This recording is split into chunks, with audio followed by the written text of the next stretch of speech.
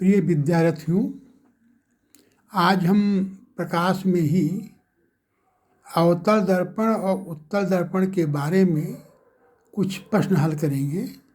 इसके पूर्व में अवतल दर्पण और उत्तल दर्पण के बारे में जो जानकारियाँ आवश्यक थी, क्या क्या उनके सूत्र हैं इत्यादि के बारे में जानकारी दे चुके हैं।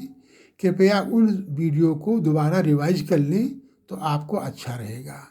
ये वीडियोज उन विद्यार्थियों के लिए विशेषकर है जो ग्रामीण क्षेत्र में रहते हैं, जिनके पास व्यवस्था नहीं है कि अच्छी तरह से पढ़ाई कर सकें, अच्छी तरह से अच्छे कॉलेज में जा सकें।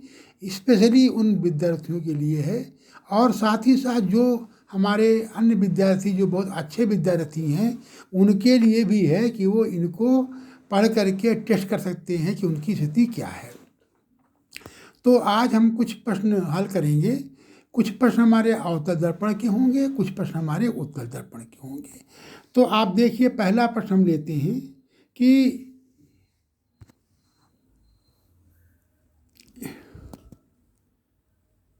अवतल एवं उत्तल दर्पण के संबंध में ज्ञात है कि हम एक सूत्र एक सूत्र लिखते हैं 1/f = 1/b + 1/u।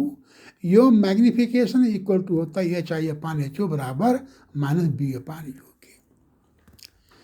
यहाँ जो अक्षर यूज किए हैं, इनके अक्षरों क्या क्या मीनिंग है, इनके बारे में हमने पहले की वीडियो में आप लोगों को बता चुके हैं।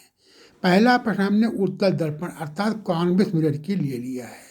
उत्तल दर्पण के ध्रुव से 10 सेंटीमीटर की दूरी पर कोई वस्तु रखी है तथा उत्तल दर्पण की फोकस दूरी, फोकल लेंथ 15 सेंटीमीटर। तो प्रतिबिंब अर्थात इमेज की नेचर क्या होगा और उसकी पोजीशन क्या होगी। ऐसे पोजीशन मतलब यह है कि हमको v का मान निकालना है, और प्रगति का मतलब है कि वो उल्टी होगी, सीधी होगी, आपकी कम उसकी हाइट होगी या ज़्यादा हाइट हो जाएगी। तो हमने फार्मूला लगाया है, और यहाँ हमने साइन कन्वेंशन क्या निशान है, माइनस होगा या पॉजिटिव होगा। देखो, u को हमने -10 सेंटीमीटर दिया है।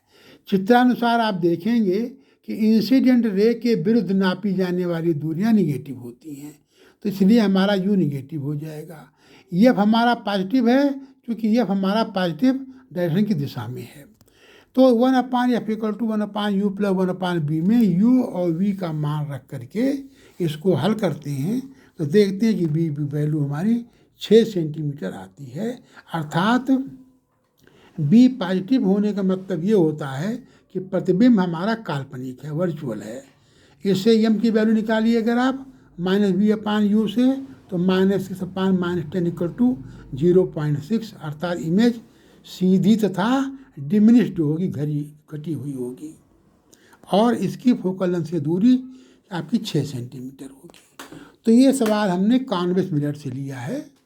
दूसरा प्रश्न हमने लिया है कॉनकेव मिरर से।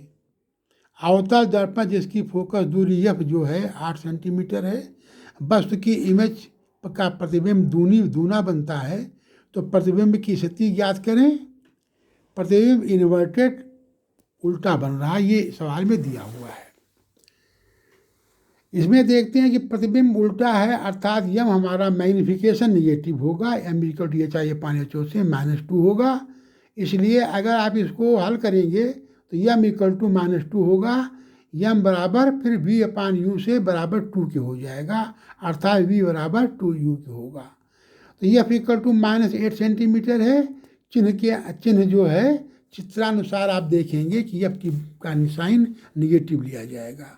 तो 1/f = 1/u + 1/b में अगर हम f और u का मान रखते हैं, v बराबर 2u हो जाएगा, तो उसको अगर हल करेंगे तो u की वैल्यू हमारी -12 सेंटीमीटर आती है, अर्थात पोल से रखी दूरी हमारी 12 सेंटीमीटर होगी।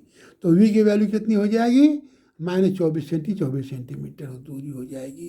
तो इस प्रकार प्रतिबिंब जो ध्रुव से 24 सेंटीमीटर की दूरी पर बनता है, जैसा कि हमने छोटा डायग्राम बना करके आप लोगों को दिखाया है।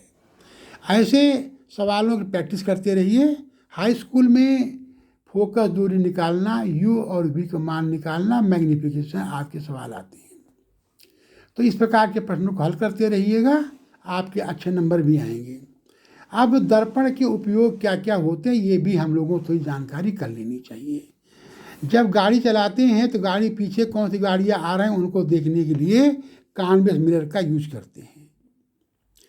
ट्रैफिक चौराहों पर दिन पर क्रॉस करने के लिए हम कॉन्वेक्स मिरर का यूज करते हैं। एटीएम में जब पैसा निकालने जाते हैं तो पीछे कोई और तो नहीं आ रहा है, उसको देखने के लिए भी हम कॉन्वेक्स मिरर का यूज करते हैं। सेविंग दर्पण भी यूज किया जाता है।